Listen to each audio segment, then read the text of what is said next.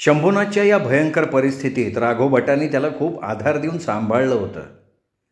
राघोभटाची पत्नी सावित्री काकू एक दोनदा अमृताला भेटायला आल्या होत्या, पण अमृता त्यांना बघितलं की एकदम डोकं आपटून रडायला सुरुवात करायची आणि वेड्यासारखी व्हायची. म्हणून सावित्री काकूनं पुढं शंभूकडं जायचं सोडलं होतं, तरी त्या नेहमी जेवणाचा डबा मात्र पाठवायच्या. शंभूनं एक दोनदा डबा घेतला आणि नंतर तसा डबा घेण्यास राघोभटांना सपशेल नकार दिला. तो त्यावेळी एवढंच म्हणाला की काका, आईला मी सांभाळीन, पण मला अशी मदत करून तुम्ही मला लाजवू नका.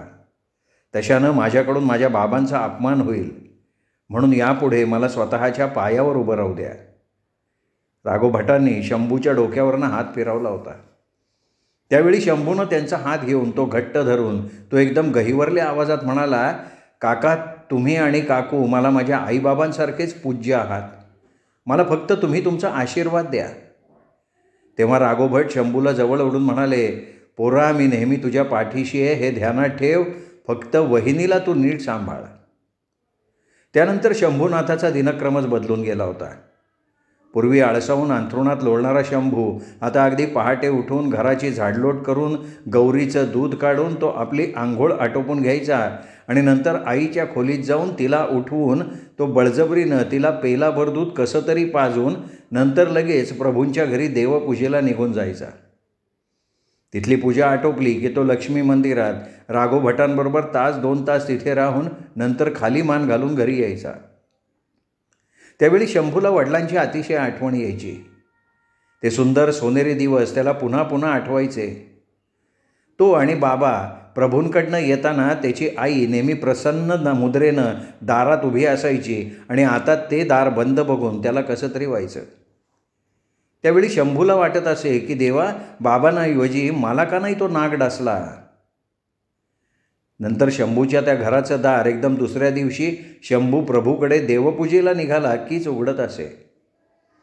शंभूला आता आपल्या आईची विलक्षण काळजी वाटायला लागली होती. ती जर या दुःखाच्या कोशातनं बाहेर आली नाही तर नक्की ती भयंकर आजारी पडेल ही चिंता त्याला सतत वाटायची. म्हणून तो एकदा धीर करून अमृताजवळ बसून म्हणाला, आई, अगं काय आपली अवस्था करून घेतली आहेस. आता बाबा गेलेच आहेत तर त्यांना विसरणं चांगलं ना, नाही तर अशाने मी तुलासुद्धा घालून बसेन गं. तेव्हा अमृता एकदम उठून बसली आणि म्हणाली, तू ह्यांना मला विसरायला सांगतोयस. अरे तू आहेस म्हणून मला ही यातनांचं जीवन जगावं लागतं आहे. कधी वाटतं तू नसतास तर जास्त बरं झालं असतं, निदान यांच्या पाठोपाठ मला जाता तरी आलं असतं. एवढं बोलून अमृता कुशीवर भिंतीकडे तोंड करून रडत रडत झोपली आणि शंभू अतिशय दुखावून तिथनं उठला. त्याला त्या क्षणी वाटलं, आपली आई बाबांवर एवढी माया करत होती, खरंच मग बाबांऐवजी आपण का नाही मेलो. ह्याच विचारानं शंभू नंतर बाहेर जाऊन धाय धाय रडला होता. ह्या घटनेनंतर अमृतानं शंभूनाथशी बोलणंसुद्धा टाकून दिलं. ओंकारेश्वर गेल्यानंतर अमृता कधीही आपल्या माजघरात फिरकली नाही. पूर्वी गौरी पुढे चारा टाकून तिला कुरवळल्याशिवाय गौरी चाऱ्याला तोंडसुद्धा लावायची नाही. त्या आपल्या लाडक्या गौरीकडे अमृतानं आता पाहिलं देखील नव्हतं. त्यामुळे गौरीनी 1-2 दिवस चाऱ्याला तोंड लावलं नाही. ती सारखी अमृताच्या नावानं हंबरत राहिली होती. तिसऱ्या दिवशी शंभूनं कुरवाळल्यानंतर तिने निमूटपणे चाऱ्याला तोंड लावलं होतं. तसा शंभूनाथला अजिबात स्वयंपाक करता येत नव्हता. आपलं आवडतं वरण कसं शिजवलं जातं हे त्याला माहीतसुद्धा नव्हतं. एकदा त्यांनी सावित्री काकूजवळ जाऊन वरण भात कसा करायचा हे सगळं लिहून आणलं. वरण करायचा प्रयत्न केला. त्यावेळी त्या डाळीचं पाणी वारंवार चुलीत ओतलं जाऊन चूल मात्र सारखी विझत राहिली होती. त्यात ती डाळ काही केल्या शिजत नव्हती. आता त्याच्या वरणाची ही कथा होती तर भात भाजी करण्याची गोष्ट लांबच. तरी देखील हळूहळू शंभूला कसं तरी करपलेलं वरण जमायला लागलं. चिपी चिपी झालेला भात खाण्या इतपत तो करायला लागला आणि भाजीत घालायचं गूळ मिठाचं प्रमाण जरा कमी जास्त असलं तरी भाजी त्याला जमायला लागली. शंभू नारायणप्रभूंच्या घरून आला की अगोदर स्वयंपाकाला लागायचा. त्याचा स्वयंपाक आटपला की तो आईला कसं तरी जबरदस्तीनं उठवून 4 घास स्वतः तिला भरवायचा. तिचे केस तेल लावून विंचरायचा. आणि हे सगळं करत असताना अमृता मात्र मेलेल्या डोळ्यांनी एखाद्या कठपुतळीसारखी होती. त्याने आंघोळीला पाणी दिलं की आंघोळ करायची, आपलं लुगडं बदलायची, पण स्वतः काय उठून करायचं तिला भान नसायचं. फक्त दिवसरात्र ओंकारेश्वराचा फोटो घेऊन चटईवर पडून ती रडत राहायची. शंभूनं आईचं जेवण भरवलं की स्वतः 4 घास खाऊन त्या बंद घरात दिवाणखान्यात चटई घालून आईचे ते हुंदके ऐकत तो पडून राहायचा. त्यावेळी त्याला सारखं वाटत असे की बाबांऐवजी आपण का नाही मेलो, निदान बाबा असते तर त्यांनी आईला सांभाळलं तरी असतं. या महिनाभरात त्याची आणि अमृताची अगदी दशा झाली होती. प्रत्येक गावकरी नेहमी खाली मान घालून जाणाऱ्या शंभूकडे पाहून हळहळत होता. आणि पुढे पुढे तर शंभू फक्त भात करून दूध भातावर भागवायला लागला. असेच दिवस जात राहिले. शंभूनाथ आता आपल्या वडिलांच्या दुःखातून जरा सावरला होता. आईनं पाहू नये म्हणून वडिलांची प्रत्येक गोष्ट काढून त्यांनी त्या फडताळत ठेवून दिल्या होत्या. शंभू सावरला, पण अमृता तशीच वेडीपिशी राहिली होती. तिच्या डोळ्यासमोर रात्रंदिवस आपल्या नवऱ्याचं ते देखणं रूप आठवायचं, त्यांचं ते खणखणीत आवाजातलं श्लोकपठण आठवायचं आणि अमृता एकदम लक्ष्मीच्या मूर्तीकडे जाऊन वेड्यासारखी ओरडायची की तू नेलंस माझ्या पतीला, तुझ्या विष्णूसारख्या दिसणाऱ्या माझ्या पतीवर तू जळायचीस, आपल्या पतीसारखं कोणी असू नये म्हणून तू हे सगळं केलंस. लक्ष्मी, तुझं कधी बरं होणार नाही, माझा हा शाप तुला नडेल, तुझा विष्णूसुद्धा माझ्या नवऱ्यासारखा जाईल. हे असं वेड्यासारखं लक्ष्मीला म्हणून तिच्या समोर ती आपलं डोकं आपटायची. त्यावेळी चुलीकडे बसलेला शंभू धावत यायचा, आईला धरायचा, तिच्या टेंगूळ आलेल्या कपाळावर तेल चोळायचा. पण शंभूला झिडकारत अमृता किंचाळत असे, दूर हो मेल्या, तुझ्यामुळे मला हे सगळं भोगावं लागतंय, नाहीतर आता ह्या क्षणी जीव देऊन मोकळे झाले असते मी, हात लावायचा नाही मला. शंभू कळवळायचा, रडायचा आणि म्हणायचा, आई असं बोलू नकोस ग. त्यावेळी अमृता तोंड फिरवून झोपी जायची. त्या क्षणी शंभूला असं जगणं अगदी नको होऊन जायचं.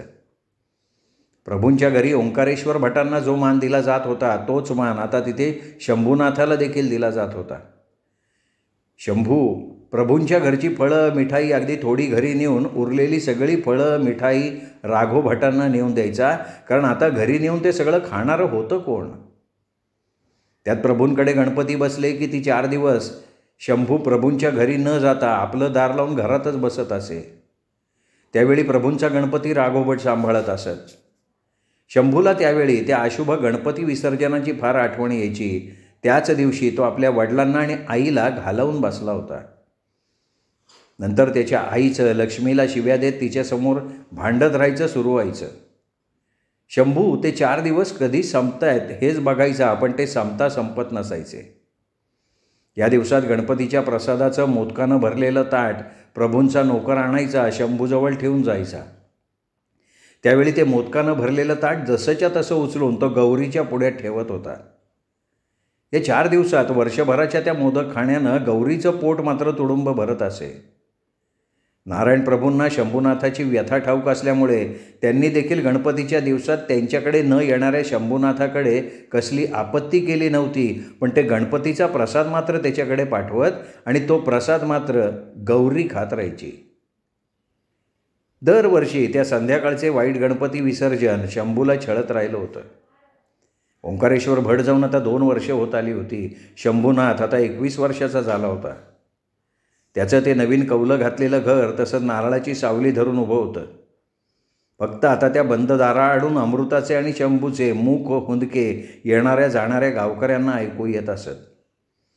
तसं कधी शंभू आणि अमृताला घरात ओंकारेश्वराचा भास जाणवायचा, पण फार कमी. या 2 वर्षाच्या काळात अमृता तशीच वेडीपिशी राहिली होती. ते तिचं पूर्वीचं नीटनेटकं घर आता पूर्णपणे कोळी कोष्टकांनी भरून गेलं होतं. पूर्वी फळीवर चकाकणाऱ्या पितळी भांड्यांवर आता काळी झाक आली होती, ती काळवंडली होती. त्या घराच्या मातीच्या जमिनीला आता सारवणाची आंघोळ नसल्यामुळे तिचे जागोजागी पोपडे उखडले होते. त्या घराची शंभू आणि अमृतासारखी अगदी दशा झाली होती. या 2 वर्षात त्या मायलिकांनी दूध भात आणि प्रभूंच्या घरचा प्रसाद याशिवाय कधीच काहीही खाल्लेलं नव्हतं. अमृता शंभूकडे हुंकाराशिवाय काही बोलली नव्हती. तिची विहिरीजवळची भाजीची रोपं आता वाळून नाहीशी झाली होती. तिच्या अंगणात पडलेले नारळ त्या बंद दारामुळे रस्त्यावरून जाणाऱ्या मुलांना उचलून नेले. घरी शंभूनाथाची ही अस्थिपंजर स्थिती बघून नारायण प्रभूंना, मंदाताईंना आणि वत्सलाला सुद्धा फार वाईट वाटत असे. कोवळ्या मनाची वत्साला अनेकदा आपल्या खोलीत शंभूचा विचार करून रडली सुद्धा होती. मंदाताई नेहमी शंभूला काही लागलं सवरलं तर मागून नेत जा म्हणून सांगत असत, पण खोट्या सहानुभूतीनं त्या कधी त्याच्याशी बोलल्या नाहीत, कारण त्यांना माहिती होतं त्याच्या आभाळा एवढ्या दुःखाला कोणी ठिगळ लावू शकणार नाही.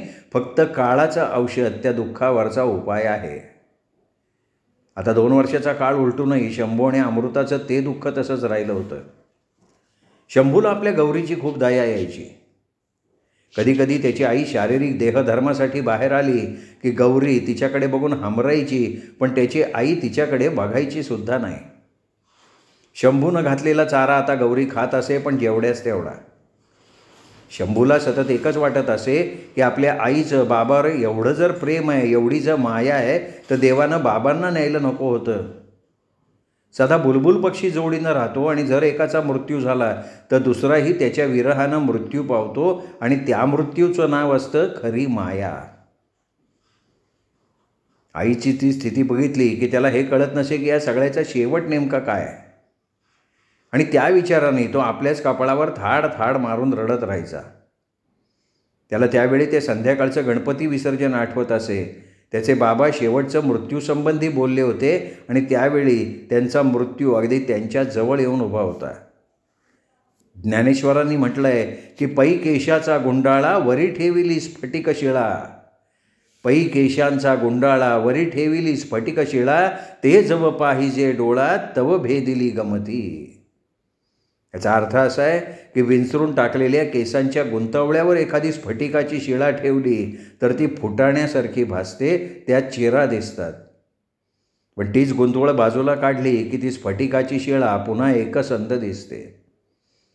त्याचप्रमाणे जीवाच्या ठिकाणी असणारा मी देह आहे हा खोटा अहंकार नाहीसा झाला तर मुळातच देहाच्या ठिकाणी मी ब्रह्म आहे ही जाणीव पुन्हा जागृत होते. अगदी तसंच आमच्या अमृताचं आणि शंभूनाथचं झालं होतं. अचानक एकदा प्रभूच्या देवघरात नेहमी आपली पूजा करणाऱ्या शंकराला शंभूची दया येऊन त्यांनी त्याच्या आयुष्यात आलेली ती गुंतवळ बाजूला काढून टाकायचं ठरवलं होतं, किंवा आपल्या लंबोदराचा हा खोडसाळपणा त्याला आवडलेला नसावा. काही का असेना, प्रत्यक्ष शंकरानं जर एखाद्याचं घर सावरायचं ठरवलं तर त्यांना कोण अडवणार होतं. श्रावणाला नुकती सुरुवात झाली होती. श्रावण महिना सगळ्या ऋतूत फार छान असतो. श्रावण महिना म्हणजे मुलांनी रिमझिम पडणाऱ्या पावसात हसायचं, नाचायचं, कागदाच्या होड्या करून डबक्यात सोडायचं. तसा हा महिना व्रतवैकल्याचा. श्रावणातला पहिला सण नागपंचमीचा. शंभूला आठवलं नागपंचमीत त्याची आई पुरणाची दिंड करून वारुळाची पूजा करायची, वारुळासमोर दूध लाया ठेवायची आणि तो मालेगावात साप खेळवणाऱ्या अनेक गारुड्यांजवळचे वेगवेगळे साप भयचकित नजरेनं पाहायचा. त्या दिवशी त्याची आई पुरणपोळ्या करायची आणि अंगणात पहिली पुरणपोळी केळीच्या पानात ठेवली जायची आणि त्यावर नंतर कावळ्यांची झुंबड पडायची. आज देखील नागपंचमीचा सण होता, पण त्याची आई लक्ष्मीला शिव्या घालत रडत रडत झोपली होती. एकदम पावसाला सुरुवात झाली म्हणून शंभूनं गौरीला ओसरीत आणून बांधलं, तिच्या पाठीवरनं हात फिरवला. त्याला तिचं फार वाईट वाटलं होतं. गौरी आता फार हडकुळली होती. त्याची स्वतःची आणि त्याच्या आईची सुद्धा तशीच दशा झाली होती. शंभूनाथ एकदम न राहून जोरात म्हणाला, देवा हे सगळं कधी संपणार आहे? आता माझ्याच्यानं सहन नाही होत आहे देवा हे. त्यावेळी भोळ्या शंभूला माहीतसुद्धा नव्हतं की हे सगळं आज रात्री संपणार आहे. त्या रात्री सकाळचा भात दुधात कालवून शंभूनं आईला भरवलं, स्वतः थोडंसं खाल्लं आणि उरलेला सगळा दूध भात त्याने गौरीच्या पुढे ठेवला होता. आज त्याच्या अंगात थोडी कणकण होती. त्याला जाम सर्दी झाली होती. खोकून खोकून त्याच्या छातीतसुद्धा दुखत होतं. पण त्याच्यासाठी चुलीवर अळशीचा काढा करणारं कोणी नव्हतं आणि होतं तर तिथे आत चटईवर रडत पडलं होतं. शंभूनं नंतर कंदील बारीक करून त्याच्या आईजवळ नेऊन ठेवताना तिच्याकडे बघितलं. त्यावेळी तिचं कृश अंग हुंदके दाबून धरल्यामुळे थरथरत होतं. त्याला तिची विलक्षण दया आली. खरोखर ती त्याच्यासाठी प्रत्येक दिवशी मरून जगत राहिली होती. अचानक शंभूला वाटलं आपण आईला बाबांबरोबर सती जायला सांगायला हवं होतं. निदान तिचं हे रोजरोजचं जिवंत मरण तरी टळलं असतं. या विचाराने शंभू भयंकर दचकला. तो आपल्या आईशिवाय राहू शकत नव्हता. त्या क्षणी नुसत्या कल्पनेनं आईचं ते त्याच्याजवळ नसणंसुद्धा त्याला फार दुखावून गेलं आणि शंभू एकदम आईच्या उशाजवळ जाऊन बसला आणि तिच्या डोकीवरनं हात फिरवत पुटपटला, आई मला क्षमा कर. अमृतानं त्याच्याकडं पाहिलंसुद्धा नव्हतं. शंभू बराच वेळ तिच्याजवळ जाऊन बसला होता. त्याला एकदम थंडी वाजायला लागली. शंभूला जाणवलं आपल्याला ताप आलाय. तो आईजवळून हलकेच उठला, आपल्या अंथरुणावर जाऊन पडला होता आणि त्याला ते आठवलं. पावसाळ्यात बाहेर खूप पाऊस पडायला लागला की त्याची आई गरम गरम कांदा भजी आणि आलं घातलेला चहा करायची. त्यावेळी त्याचे वडील हसत म्हणायचे, शंभूनाथ, ते देव आणि दानव उगत समुद्रमंथन करत अमृत शोधत बसले बघ. त्यापेक्षा त्यांनी इथे येऊन अमृताच्या हातची ही कांदा भजी एक तरी खाल्ली असती तर ते सगळं अमृत बिमृत विसरून इथे ही भजी खात बसले असते. त्यावेळी त्याची आई हसायची, बाबांना म्हणायची, अहो एवढं काही मला हरभऱ्याच्या झाडावर चढवू नका, वाटल्यास मी आणखीन भजी तुम्हाला देते. त्याला वाटलं, देवा, भरलेले आकाशातून एखादी चांदणी निखळून पडावी तसे ते सगळे सुखाचे दिवस आपले निखळून मातीत मिसळून गेलेत. ती निखळलेली चांदणी तर दगड होऊन गेली आहे. आणि शंभूला एकदम भयंकर रडू फुटलं. रडता रडता तो गाढ झोपी गेला. त्यावेळी बाहेर मरणाचा पाऊस कोसळत होता आणि त्या पावसाच्या आवाजानं अमृताच्या मंद हुंदक्यांचा आवाज गिळून टाकला होता. साधारण अर्ध्या तासानं बाहेरचा पाऊस आणखीनच वाढला होता. वादळ वाऱ्याचं बाहेर नुसतं थैमान चाललं होतं आणि अशा या वादळी पावसात ओंकारेश्वराच्या घराच्या दारावर कुणाच्या तरी थापा पडत होत्या. आत रडत असलेल्या अमृतानं त्या थापा ऐकल्या तशी ती एकदम रडायची थांबली. तिने हलकेच उठून कानोसा घेतला. खरंच तिच्याच दारावर कोणी थापा मारत होतं. तशी ती ताडकन उठली. तिला वाटलं कदाचित हे ओंकारेश्वर तर नसतील ना. भूतं रात्रीचीच बाहेर पडतात आणि आपल्या नवऱ्याचं भूतसुद्धा अमृताला ह्या क्षणी चाललं असतं. अमृता भराभरा शंभूजवळ कंदील घेऊन आली. तिने हलकेच शंभूला हलवून उठवलं. शंभू जागा झाला. आपल्याजवळ आपल्या आईला बघून त्याला भयंकर आश्चर्याचा धक्का बसला. तो एकदम उठून तिला म्हणाला, आई काय झालं ग? अमृतानं दाराकडे बोट दाखवलं. शंभूनं दाराकडे बघितलं. दारावर खरंच कोणीतरी थापा मारत होतं. शंभू पटकन उठला तेव्हा त्याचं एकदम डोकंच गरगरलं. तरी त्यांनी कसा तरी कंदील उचलला, दाराजवळ गेला, ओरडून म्हणाला, कोण आहे? बाहेरून एक थकलेला आवाज आला, जय भोलानाथ, बेटा दार उघड, मला आत येऊ दे. शंभूनं आईकडे बघितलं तसं अमृतानं मानेनं फुणवून शंभूला दार उघडायला सांगितलं.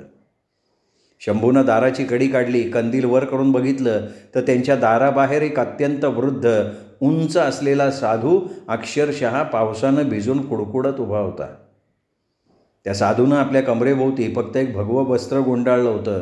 तो संपूर्ण उघडा होता. त्याच्या एका हातात कमंडलू, दुसऱ्या हातात त्रिशूळ होतं आणि तो पाण्यानं निथळत शंभूकडे आपल्या लुकलुकणाऱ्या पण तेजस्वी नजरेनं बघत उभा होता. शंभू लगेच दारातनं आत सरकत म्हणाला, या ना महाराज, आत या. तो साधू आपल्या हातातला त्रिशूळ उंचावून ओरडला, जय भोलेनाथ. असं ओरडून तो आत आला. आत आल्या आल्या त्या साधूनं क्षणभर थांबून अमृताकडे बघितलं आणि तो दारातच आपलं कमंडलू आणि त्रिशूल खाली ठेवून मांडी घालून ताठ बसला. शंभूनं लगबगीनं आतून रुमाल आणला, त्या साधू पुढे केला. तेव्हा तो साधू शांतपणे म्हणाला, शंभू, ह्याची आवश्यकता नाही आहे. अरे पाऊस हे आकाशाचं देणं असतं. हा पाऊस माणसाची आणि पृथ्वीची वर्षभराची घाण धुवून काढतो. म्हणून माणसानं कधीतरी पावसात मनसोक्त भिजावं. मी आत्ता भिजलोय तसा. शंभूनं आतून एक वाकळ आणली, त्या साधूला दिली. ती मात्र त्या साधूनं आपल्या अंगाभोवती घट्ट गुंडाळून घेतली होती. इकडे शंभू विचारात पडला की या साधूला आपलं नाव कळलं कसं? शंभूनं घुटमळत त्या साधूला विचारलं की महाराज, आपण कुठून आलात? तसा तो साधू पुन्हा खवचटपणे शंभूला म्हणाला, अरे शंभूना, तुला माहिती नाही का, स्त्रीचं कुळ आणि साधूचं मूळ कधी विचारू नये. तरी तू विचारलंस म्हणून सांगतो. मी भुईतनं उपटलो आणि चालत सरळ तुझ्या दारी आलो. आणि तो साधू हसला. तेव्हा शंभूनं पाहिलं त्या साधूचे त्याच्या वयाच्या मानानं दात अगदी छान होते. तेवढ्यात अमृता पुढे झाली आणि म्हणाली, महाराज, मी आपल्यासाठी दूध गरम करून आणते. हे ऐकून तो साधू एकदम भयंकर रागावला आणि ओरडला, मला तुझ्या अशुद्ध हातानं दूध नको आहे. तुझं मन फक्त स्वतःचा विचार करतंय. तू फक्त तुझं दुःख जाणतेस, तू स्वार्थी आहेस आणि अशा स्त्रीच्या हातून मी कदापि काही घेत नाही. हे ऐकून अमृता एकदम मटकन खाली बसली आणि म्हणाली, महाराज मी काय केलं?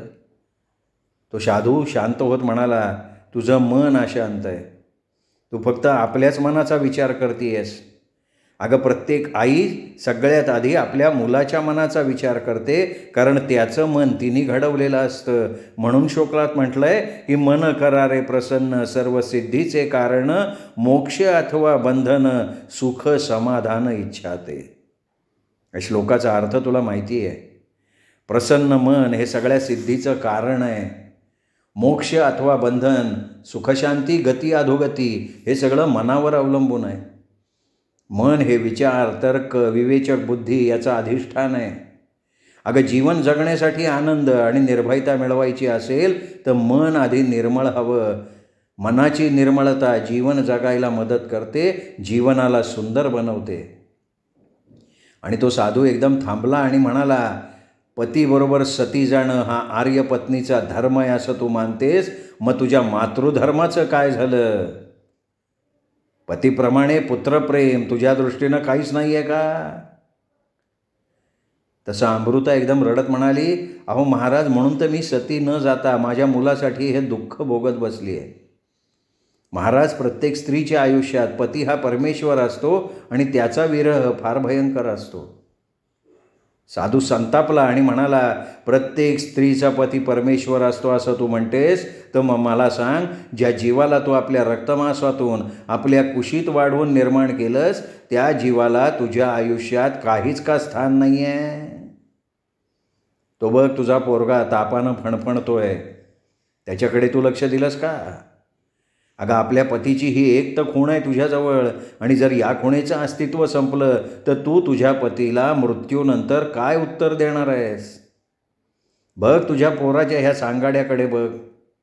तू आपलं पतिप्रेम पुत्राच्या आयुष्याची होळी करून सिद्ध करू बघतीयस का?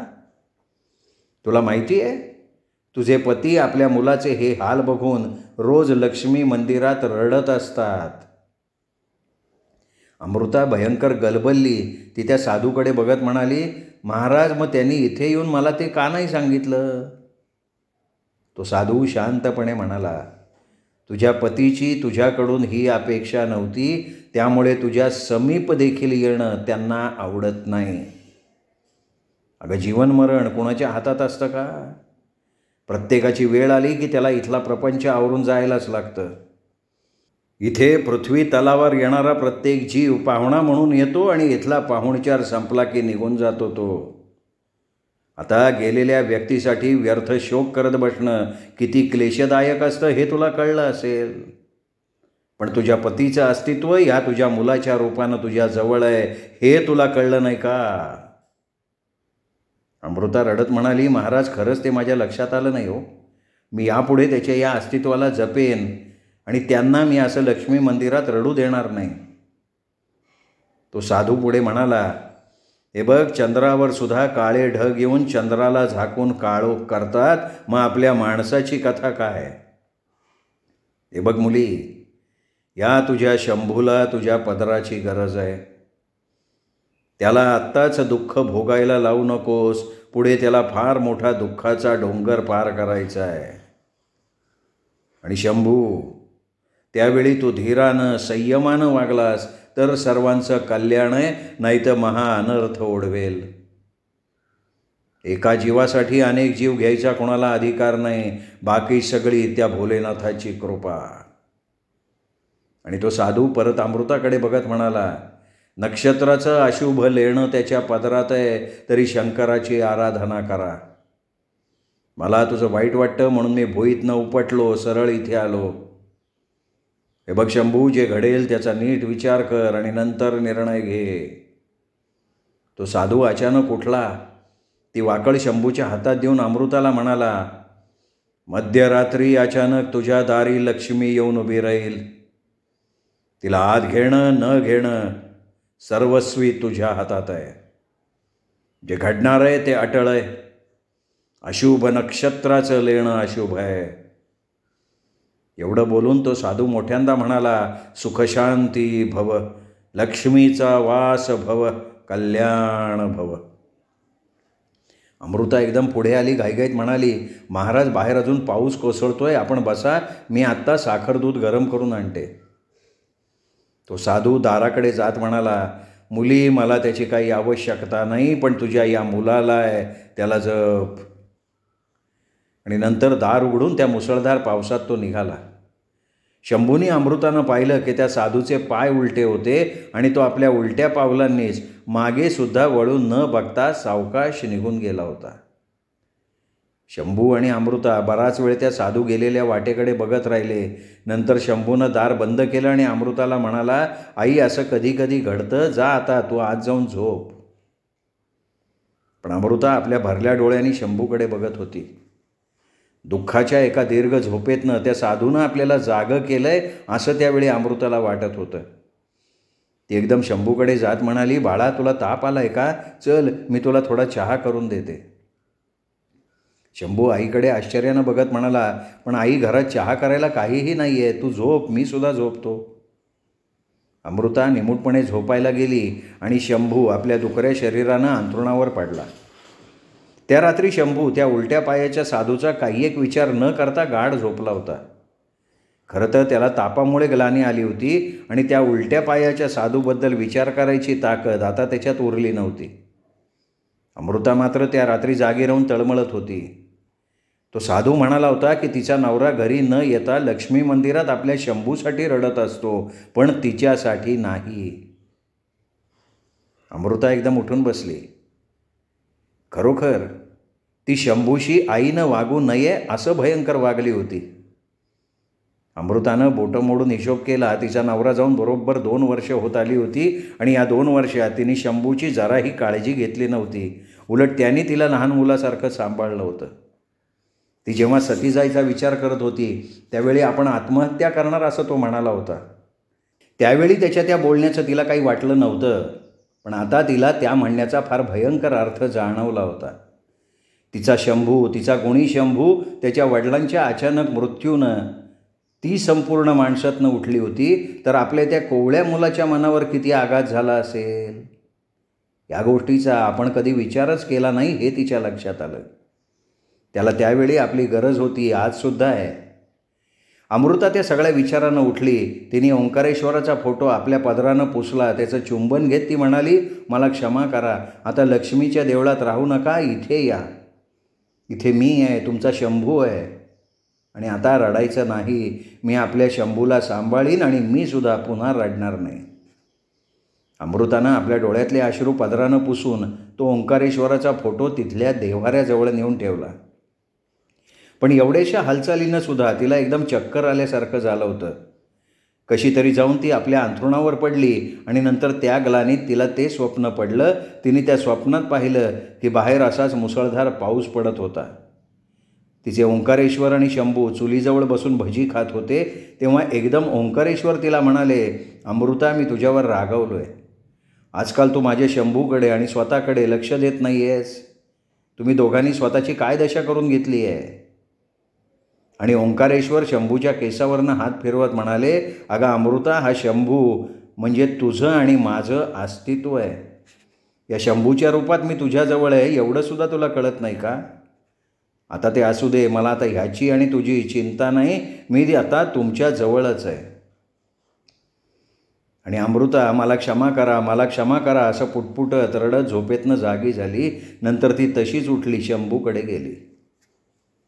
तिने दारात उभं राहून बघितलं. तिचा तो देखणा पोरगा अगदी वाळून अकाली म्हातारा झाला होता. अमृताला आपल्या पोराचं अत्यंत दुःख झालं. तिने चटकन त्याच्याजवळ जाऊन रडत आपला हात त्याच्या कपाळावर ठेवला. त्याचं कपाळ गरम तव्यासारखं तापलं होतं आणि हे सगळं तिच्या दुर्लक्षामुळे झालं होतं. त्याचवेळी शंभूनं कणत आपले डोळे उघडले. आपल्या आईला आपल्या जवळ असं बघून त्यांनी घाबरून एकदम तिचा हात हातात धरला आणि विचारलं, आई, अगं काय झालं, तू ठीक आहेस ना? आणि आपल्या अशा परिस्थितीत सुद्धा आपल्या पोराला आपली चिंता करताना बघून अमृताला एकदम भडभडून आलं. ती एकदम त्याच्या डोक्यावरनं हात फिरवत म्हणाली, बाळा, अरे मला कसली धाड भरली आहे रे, पण तुझ्या अंगात बराच ताप आहे. तू आज प्रभूंकडे पूजेला जाऊ नको, मी तुला आळशीचा काढा करून देते. शंभू तिचा हात धरून म्हणाला, आई मी ठीक आहे, माझी काळजी करू नको, पण मला प्रभूंकडे पूजेला जायला लागेल, नाही तर त्यांचा खोळंबा होईल गं. एवढं बोलून शंभू एकदम आई आई करत तिच्या कुशीत शिरला. त्यावेळी दोघं मायले एकमेकांना धरून रडत होते, पण बाहेर आकाश आनंदानं रडत होतं. त्या सकाळी त्या मायलेकाच्या वाहणाऱ्या अश्रूंमध्ये त्या घरातली सगळी दुःख वेदना धुवून निघाल्या. बाहेर आकाशसुद्धा मोकळं मोकळं झालं होतं. अमृतानंतर शंभूला म्हणाली, तू पडून राहा शंभू, मी पाणी गरम करते, नंतर आंघोळ कर, घोडभर दूध पी आणि प्रभूंकडे जा. ती हळूहळू उठून गौरीच्या गोठ्यात आली. गौरीनं आपल्या मोठमोठ्या डोळ्यांनी तिच्याकडे बघितलं आणि अमृतानं एकदम हडकोळलेल्या गौरीच्या गळ्याला मिठी मारली. त्यावेळी तो मुका जीवसुद्धा आज इतक्या वर्षांनी अमृताच्या त्या स्पर्शानं पुलकित झाला, हंबरत अमृताला चाटायला लागला. गौरीच्या डोळ्यातनं अश्रू वाहत होते. अमृतासुद्धा आपल्या पदरानं तिला पुसत वेड्यासारखी रडत गौरीला कुरवाळत राहिली. गौरीचे डोळे आपल्या पदरानं पुसत तिला म्हणाली, गौरी आता रडायचं नाही, नाही रडायचं अजिबात, मी आली आहे ना. हे बघ वर आभाळ रडतंय, त्याला रडू दे, आपण नाही रडायचं आता. हे सगळं दारातून बघत उभा राहिलेला शंभू पुन्हा एकदा आई आई करत धावत आला, अमृताच्या कुशीत शिरला. अमृताने नंतर गौरीला चारा घातला, तिचं भराभरा दूध काढलं आणि ते घेऊन ती माझघरात आली. आज 2 वर्षांनी तिने माझघरात पाऊल टाकलं होतं. तिने पाहिलं तिच्या अनुपस्थितीत तिचं ते नीटनेटकं माझघर पार स्मशानासारखं भकास झालेलं होतं. नंतर तिने भराभरा चूल पेटवली, शंभूला आंघोळीला गरम पाणी दिलं. तिने दूध चुलीवर ठेवलं, फळीवरचे डबे उघडून पाहिले, त्या डब्यात फक्त थोडेसे तांदूळ, डाळ आणि थोडीशी साखर होती, बाकी काही नव्हतं. मात्र तिच्या त्या माझघरात कोळिष्टक भरलं होतं. तिथे चुलीच्या वर एक जाडजूड पाल, हा कोण नवीन प्राणी इथे आला आहे, अशा अर्थानं आपल्या बटबटीत डोळ्यांनी अमृताकडे बघत होती. अमृताने नंतर आंघोळ करून आलेल्या शंभूला गरम गरम साखर दूध प्यायला दिलं. ती म्हणाली, शंभू प्रभूकडून येताना तू थोडं सामान येऊन घे बाबा, त्या ट्रंकेत पैसे ते घे आणि पिशवी दोन्ही घेऊन जा. काय काय आणायला हवं याची यादी अमृतानं शंभूला दिली. शंभू जाताना म्हणाली, शंभू प्रभूकडे सगळं ठीक आहे ना रे. आणि शंभूला प्रभूंची वत्सला उगाचच आठवली. तिची ती त्याच्यावर खिळलेली रडवेली नजर आठवली. तो गाईगाईनं म्हणाला, आई तिथे सगळं ठीक आहे अगं. शंभू प्रभूकडे निघाला तेव्हा अमृता त्याला जाताना बघत भरल्या डोळ्यांनी दाराजवळ उभी होती.